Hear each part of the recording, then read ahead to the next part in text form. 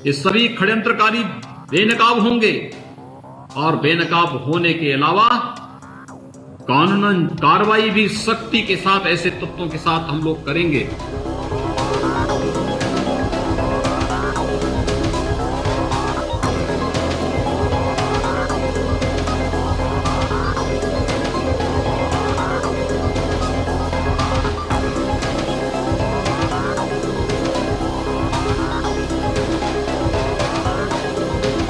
वायदों पर, झूठे नारों पर, जाति, क्षेत्र, मत और मजहब के आधार पर समाज को बांटने वाले लोग आज भी अपनी विभाजनकारी उस मानसिकता से बाज नहीं आ रहे हैं।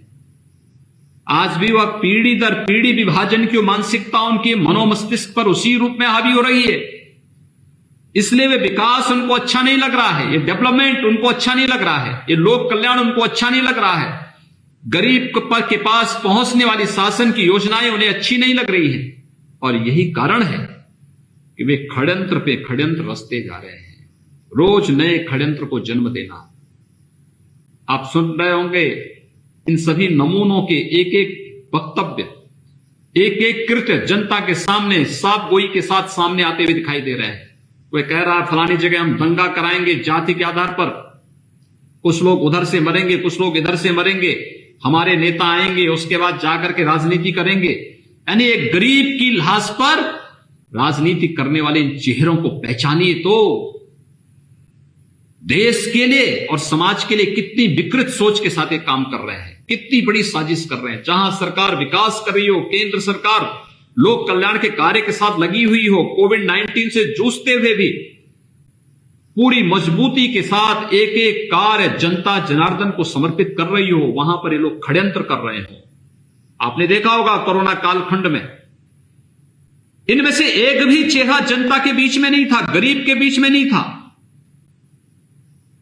ये सब चेहरे लॉकडाउन के दौरान अपने अपने घरों में अपनी जान बचाने के लिए मुंह छुपाए बैठे थे, लेकिन षड्यंत्र करने के लिए जैसे ही अनलॉक की कार्रवाई हुई, इनके षड्यंत्र प्रारंभ हो गए और उनके षड्यंत्रों के माध्यम से गरीब की योजना, गरीब के लिए आने वाली योजना को कैसे चट करना है, जब उसमें इनको अवसर नहीं मिला तो उन्होंने अपने षड्यंत्र का जाल का विस्तार ऐसे कर दिया कि गरीब के जीवन के साथ ही खिलवाड़ करना प्रारंभ कर दिया और एक लगातार ये चल रहा है। लेकिन याद रखना, उत्तर प्रदेश और देश आज जिस स्थिति में है, सबको सुरक्षा और सबको सम्मान देने के इस अभियान को हम मजबूती के साथ आगे लेकर के चलेंगे। किसी की साजिश को सफल नहीं होने देंगे, किसी गरीब के भविष्य के साथ खिलवाड़ करने की इजाजत किसी को नहीं देंगे।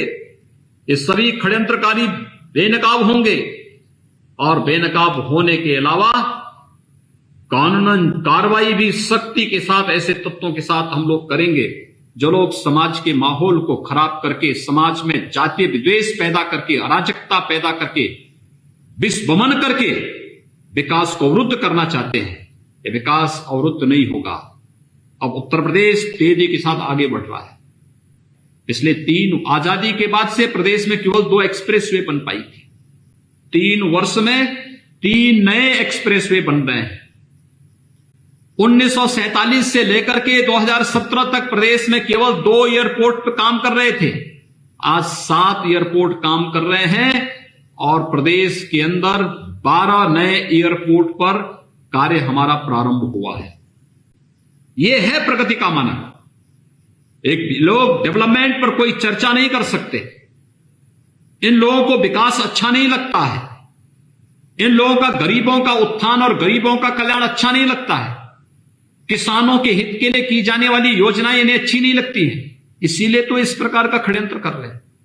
इसीलिए तो जब आदरणीय प्रधानमंत्री जी एमएसपी की घोषणा करते हैं, न्यूनतम समर्थन मूल्य लागत का 2 गुना दाम किसान को मिले, इसकी योजना बनाते हैं, ये सब के सब लोग किसानों को भड़काने के लिए सड़कों पर आकर के कुतर्क देकर के षड्यंत्र करते हुए दिखाई देते हैं। याद करिए, लोकसभा चुनाव के पहले भी इन्होंने इसी प्रकार के षड्यंत्र किए थे। तब राफेल के नाम पर इन्होंने देश की जनता के सामने झूठ बोला था और अंततः आपने देखा होगा वही राफेल आज जब भारत के अंदर आता है, भारतीय वायुसेना का हिस्सा बनता है, तो देश के दुश्मनों के दांत खट्टे होते हुए दिखाई देते हैं। यानी भारत एक समृद्ध भारत बने, भारत एक सुरक्षित भारत बने, यही तो इनको अच्छा नहीं लग रहा है। और यही कारण है कि लोग देश के खिलाफ षड्यंत्र करने में, गरीब के साथ षड्यंत्र करने में, किसान के साथ षड्यंत्र करने में कोई गुरेज नहीं कर रहे हैं। हमने बार बार कहा है कि कृषि संबंधी जो विधेयक अभी संसद में पास हुए हैं, ये सभी विधेयक किसानों की पूरी सुरक्षा करने की गारंटी देते हैं। वन नेशन वन मार्केट की तर्ज पर किसान को अपनी उपज देश के अंदर कहीं भी बेचने की पूरी स्वतंत्रता देते हैं। किसान को न्यूनतम समर्थन मूल्य की घोषणा की गारंटी देते हैं। लेकिन गलतफहमी पैदा करके ये लोग किस प्रकार का आडंबर करते हैं, किस प्रकार का पाखंड करते हैं, ये आपने विगत कुछ दिनों में इनके द्वारा किए जाने वाले, इनके द्वारा प्रायोजित होने वाले विभिन्न कार्यक्रमों के माध्यम से देखा होगा।